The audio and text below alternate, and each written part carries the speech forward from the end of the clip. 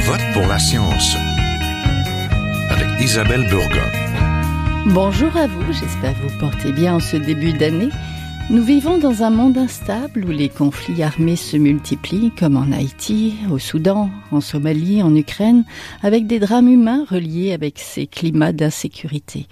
Pourrait-on espérer de bonnes nouvelles en 2025 ou dans d'autres mots, pouvons-nous envisager des sorties de guerre, comme nous venons de le voir avec la Syrie, où une promesse de paix s'annonce ?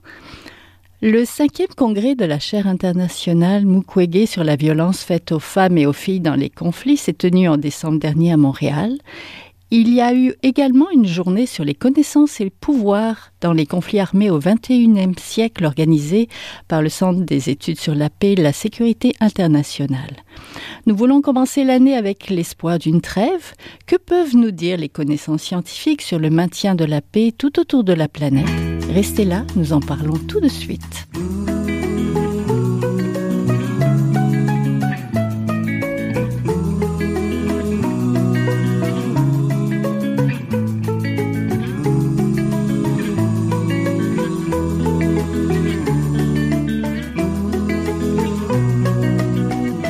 Aujourd'hui, à Je vote pour la science, nous penchons sur comment la science pourrait favoriser la paix dans les zones de conflits internationaux.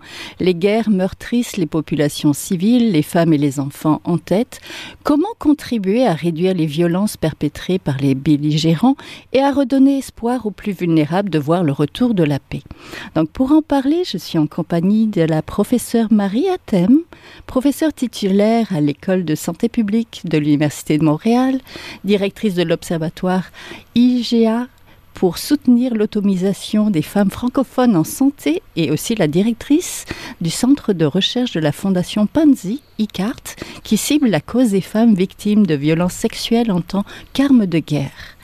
Donc cette fondation organise aussi un congrès qui s'est déroulé au mois de décembre. Bonjour d'abord. Bonjour. Donc, dont on va parler ce matin. Je suis aussi en compagnie de Théodore McLaughlin, directeur du Centre d'études sur la paix et la sécurité internationale et professeur titulaire dans le département de sciences politiques à l'Université de Montréal. Bonjour. Bonjour. Je suis aussi en compagnie de Muriel Maxein, professeure adjointe au département de médecine sociale et préventive de l'École de santé publique de l'Université de Montréal. Bonjour. Bonjour. Donc, bonjour à vous trois, bienvenue. Le récent dénouement en Syrie et la nouvelle année nous donne envie d'explorer les chances de paix durable. Quelles connaissances scientifiques éclairent les pratiques les plus susceptibles de favoriser la paix ?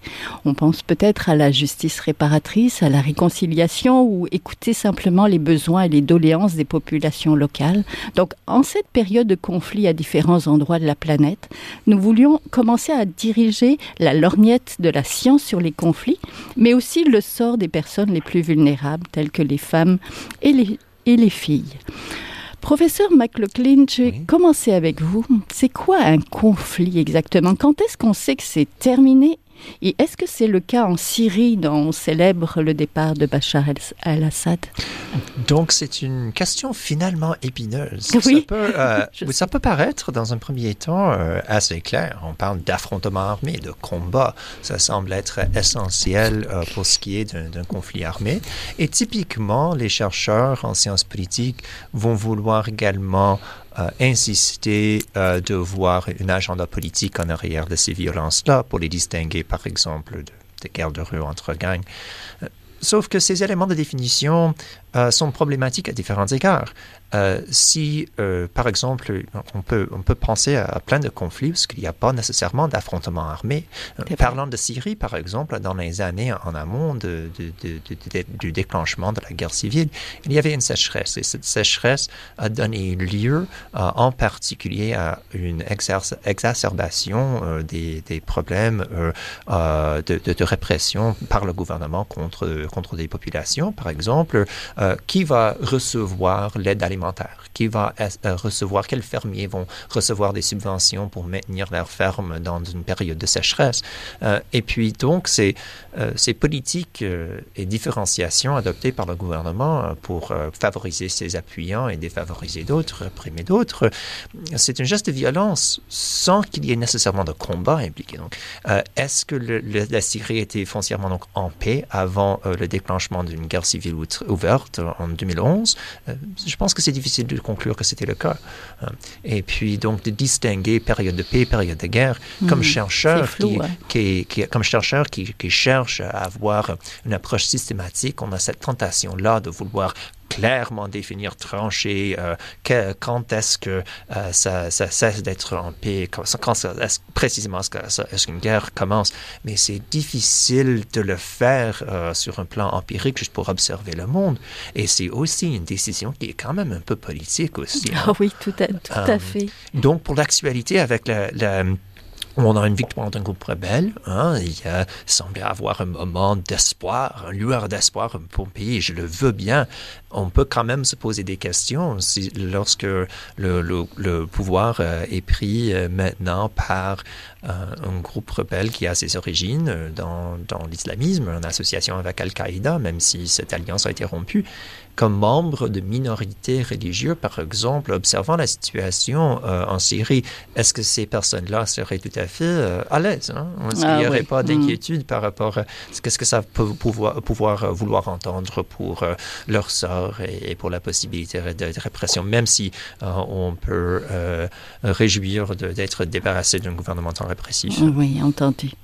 Professeur Marie Hatem, est-ce que la science, je pense aux études scientifiques, peuvent favoriser la paix? Quelle science pour quelle paix finalement? C'est une grande question aussi.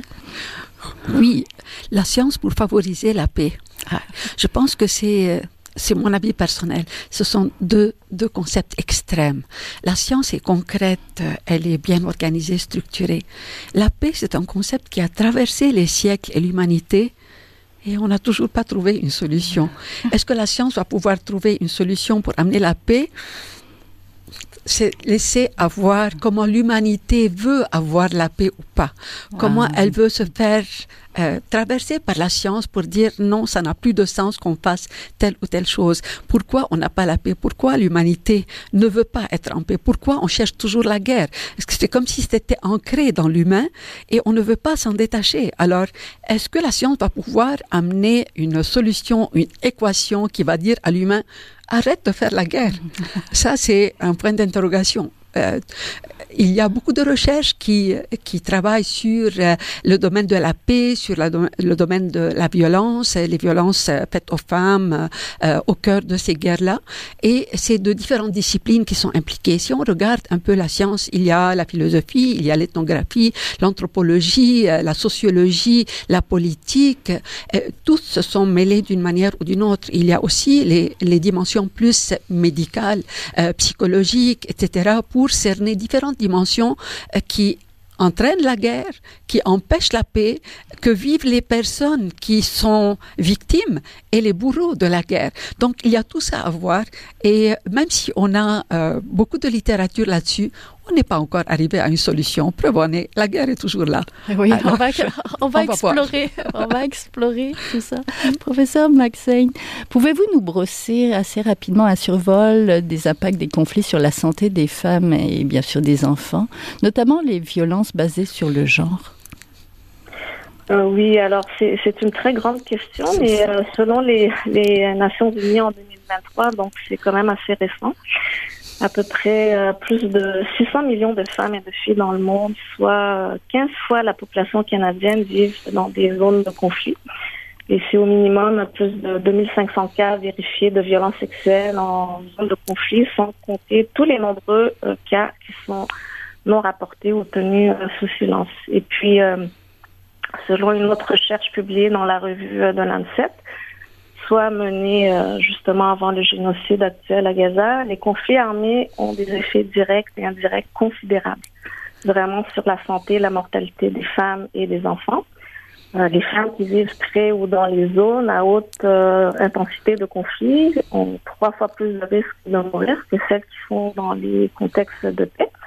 Et concrètement, les conflits armés engendrent des blessures physiques très graves à cause des armes à feu, des dispositifs explosifs, y compris des amputations, des traumatismes crâniens et d'autres blessures invalidantes. Et puis, on peut aussi penser à des blessures psychologiques.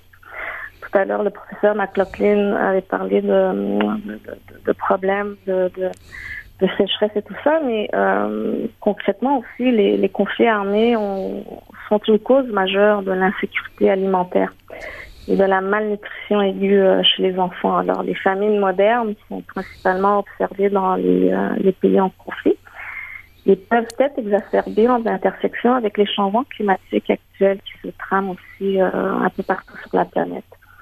Alors, notons aussi que les conflits entraînent une augmentation des maladies infectieuses en raison de la détérioration et souvent de la destruction des structures et des services de santé.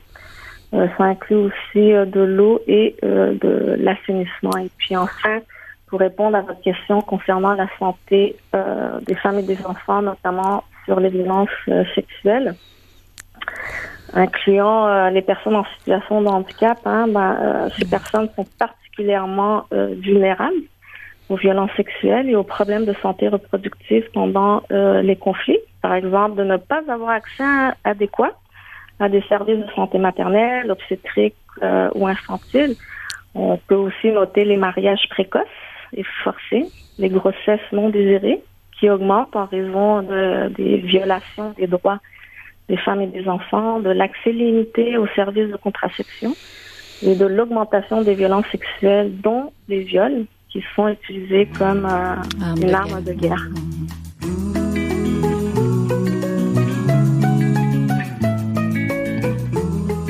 Vous êtes toujours à Je vote pour la science, là où la science rencontre la politique, une émission produite par Science Presse. Vous pouvez visiter son site internet au sciencepresse.qc.ca. On va rester dans la santé des femmes et des filles. Professeur Hatem, vous avez fait partie du comité d'organisation du 5e congrès de la chaire internationale Mukwege, du nom du médecin Denis Mukwege, qui s'est tenu à Montréal en décembre dernier. S'il vous plaît, rappelez-nous qui c'est ce médecin congolais et parlez-nous peut-être des moments importants de ce congrès. Le professeur Mukwege est un médecin chirurgien gynécologue obstétricien qui est originaire de l'Est de la République démocratique du Congo. Il a fait sa formation en médecine en Afrique et en Europe. Il a commencé sa pratique dans une période où la guerre, le génocide et tout ça étaient en place. Et il a reçu un jour une femme qui a été gravement atteinte suite à une violence sexuelle liée aux armes. Et il a dû s'engager dans son traitement. Mais après cette femme-là, il a dû s'occuper de quelques dizaines de milliers de femmes victimes de violences dans la région. Particulièrement liées au conflit, mais aussi de violences sexuelles basées sur le genre, basées sur la culture, ainsi de suite. Donc, il s'est engagé dans l'accompagnement de ces personnes-là et il a trouvé que soigner physiquement ne suffisait pas. Donc, il fallait les accompagner pour commencer psychologiquement, puis il fallait les réintégrer socio-économiquement, puis il fallait leur donner un peu de dignité légalement, donc trouver une réparation, ce qui l'a amené à créer une institution qui s'appelle la Fondation Panzi. Comment on est arrivé au congrès? Dans ces démarches, le professeur reçoit un doctorat honoris causa de l'Université de Liège. Il avait reçu plusieurs formations en Belgique. En 2018, on lui octroie un doctorat et on crée une chaire de recherche Mukwege International pour étudier cette question de violence sexuelle en temps de conflit ailleurs, les répercussions sur les femmes, les enfants, etc. Et à partir de ce moment-là, on a décidé que toute université qui octroie un doctorat honoris causa au professeur devient membre. Et là, il y en a une vingtaine, dont l'Université de Montréal. Dont la nôtre. Voilà. Donc, en 2019, l'Université de Montréal a octroyé ce doctorat et on a rejoint le milieu. Et puis, le professeur, on a un projet de développement avec la fondation financée par Affaires mondiales Canada. Et le docteur m'a donné la responsabilité du centre de recherche parce que il tient à la recherche, à la science pour tabler sur les interventions qu'il fait. Il dit, on fait beaucoup, mais il n'y a rien qui nous dit que ça a un effet qu'on peut généraliser, qu'on peut aller diffuser. Donc c'est là la science est arrivée et chaque année, la chaire Mukwege International met en place un congrès. Nous avons accueilli ce congrès-là en décembre. Oui. Qu'est-ce qui s'est passé en décembre? C'était quoi, très rapidement, les moments importants? Les moments importants, c'était surtout le lancement par le professeur, mettre la table, nous dire c'est quoi le problème. Et puis, ce qui est important, c'est que nous avons développé un concept pour ce congrès-là qui dit qu'on ne veut laisser personne de côté. Donc, toutes les personnes qui sont de proche ou de loin concernées par la santé des femmes, l'autonomisation des femmes, les violences faites aux femmes, les violences faites basées sur le genre, etc. Que ce soit des académiciens, chercheurs, des décideurs, des gens d'organismes communautaires, les femmes elles-mêmes, les artisans et les artistes de paix, tout le monde était invité. Et le congrès a couvert toutes ces dimensions. Donc, les moments les plus importants, ça couvre différentes dimensions. Les conférences plénières par les invités d'honneur qui étaient de différentes envergures et différents milieux qui ont couvert différents aspects, mais on a aussi l'expression par les témoignages, par les films documentaires ou autres qui étaient présentés, les ateliers, les conférences des scientifiques et des académiciens, l'échange avec tout le monde. Le mot qui passait, wow, l'interdisciplinarité. Regarder les problèmes sous ces différents aspects. Et ce qu'on a amené aussi, c'est que nous étions au Canada, nous sommes au Canada, on s'est dit, les Premières Nations vivent beaucoup de violence, particulièrement les femmes. Et nous sommes sur leur terrain. Donc, on a emboîté le pas de l'Université de Montréal et on a décidé de se faire inviter par eux. Donc, c'était l'aîné de la communauté qui était venue lancer le congrès et le clôturer. Et nous l'avons fait autour de la date du 35e anniversaire malheureux de la tuerie qui a eu lieu à la Polytechnique le 6 décembre. Donc le congrès a été clôturé en cette date avec les roses blanches et la boursière de cette année. Merci beaucoup. Oui, on va mettre le lien vers justement la page du congrès. Professeur McLaughlin, parlez-nous de votre événement à vous, organisé principalement pour les étudiants gradués, mais sur les connaissances et le pouvoir dans les récents conflits. Oui, c'est exactement ça. Donc, ça découle de l'observation générale que des manières de savoir, de connaître des conflits armés sont également des exercices de pouvoir. Donc, le pouvoir de définir, comme dont on a discuté tantôt, quand est-ce qu'un conflit armé commence et termine, c'est un exercice de pouvoir parce que une fois qu'on identifie une situation comme étant un conflit armé, voilà, c'est une crise, c'est une urgence, il faut agir, alors que lorsqu'on n'est pas en période de conflit armé, des pays sont perdus des manchettes, en tout cas on n'en parle plus. Il y a également question de définir les conséquences des conflits pour indiquer si c'est un conflit sur lequel il faut se concentrer, pas comparativement des conflits qui peuvent être isolés, mis de côté, des situations à laquelle on ne va pas répondre. Donc, les manières de définir sont un exercice de pouvoir. C'est pas neutre, finalement. Et puis, donc, notre colloque, donc ça, c'est une observation qui date de très longtemps. Et heureusement, dans le champ des fois, on voit des initiatives telles que ce congrès dont la professeure Adam a parlé, qui cherche à être inclusif, de rejoindre beaucoup de différents angles, beaucoup de différentes disciplines, comme elle a dit, différents points de vue.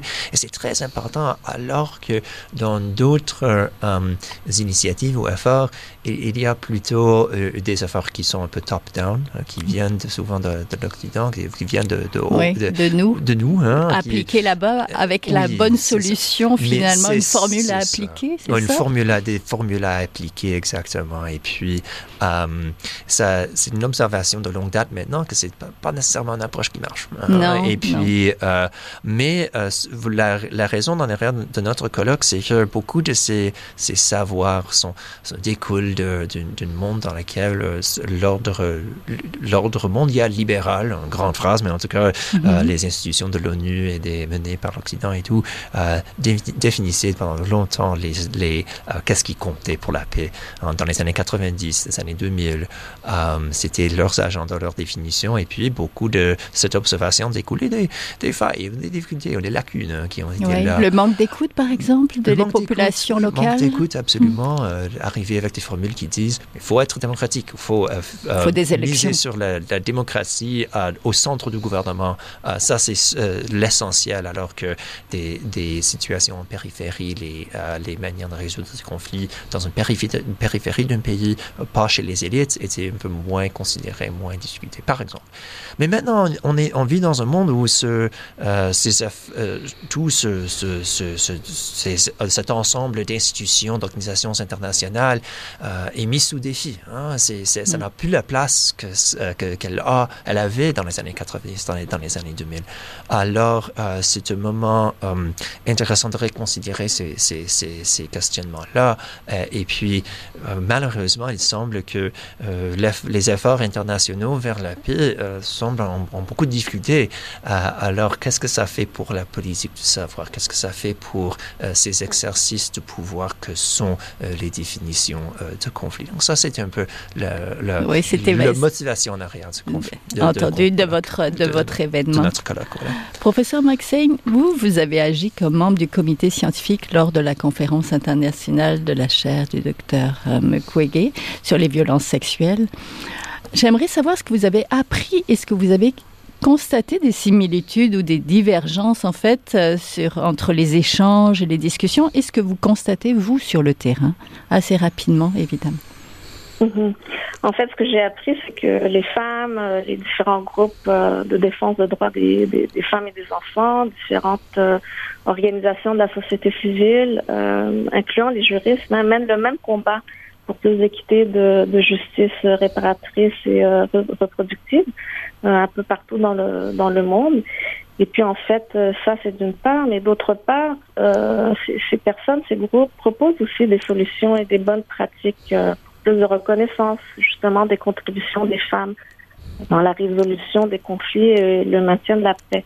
Et donc, par exemple, lors de cette conférence dont professeur Hatem a parlé, j'ai eu le privilège, justement, de modérer une séance sur le visionnement du film Casque bleu, qui est d'ailleurs disponible gratuitement sur Télé-Québec, produit par Louise Leroux et Richard Blackburn, mettant en scène le travail formidable des femmes québécoises, militaires et policières en République démocratique du Congo lors de formations auprès des forces policières locales, surtout en matière de violences sexuelles perpétrées à l'endroit des femmes et des filles. Et en fait, en Ouganda, où j'ai travaillé, les organisations de personnes en situation de handicap s'organisent aussi pour améliorer l'insertion sociale des femmes et des personnes en situation de handicap en contexte de post-conflit, les capacitant à accéder aux services de santé sexuelle et reproductive, notamment en matière de VIH-Sida, santé maternelle, en plus des soins en santé mentale.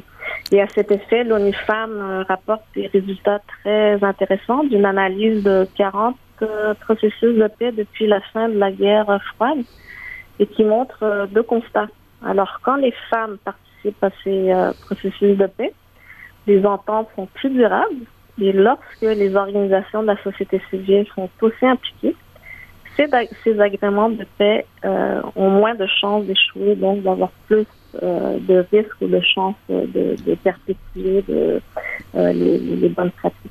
Oui, c'est intéressant. Professeur Hatem, j'aimerais vous entendre sur la justice réparatrice. Je sais que ça vous tient beaucoup à cœur. J'aimerais aussi que vous nous parliez un peu des recommandations du manifeste. Il y a eu un manifeste au récent congrès Mukwege.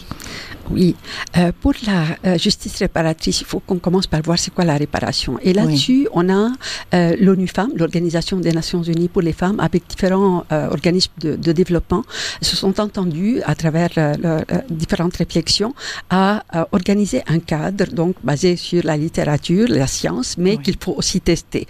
Pour dire que la réparation comprend 5 dimensions à mettre en place. La première, c'est la restitution. Restituer aux personnes, aux victimes, leurs droits, leur situation sociale, leur place dans la société, la réadaptation, leur donner un soutien psychologique pour sortir de cette situation de victime et devenir une survivante qu'on appelle maintenant, l'indemnisation pour leur donner un petit fonds pour redémarrer dans la vie, la satisfaction, c'est-à-dire une reconnaissance publique qu'elles sont victimes et qu'on ait droit à des obsèques, qu'on ait droit à des statuts qui commémorent, qui valorisent les personnes, ainsi de suite, et la garantie de non-répétition. C'est là où il faut travailler sur les lois, la réglementation, voir qu'est-ce qui a entraîné et qu'est-ce qui entraîne dans un milieu socioculturel et politique ces victimes-là et ces injustices et essayer de les réparer.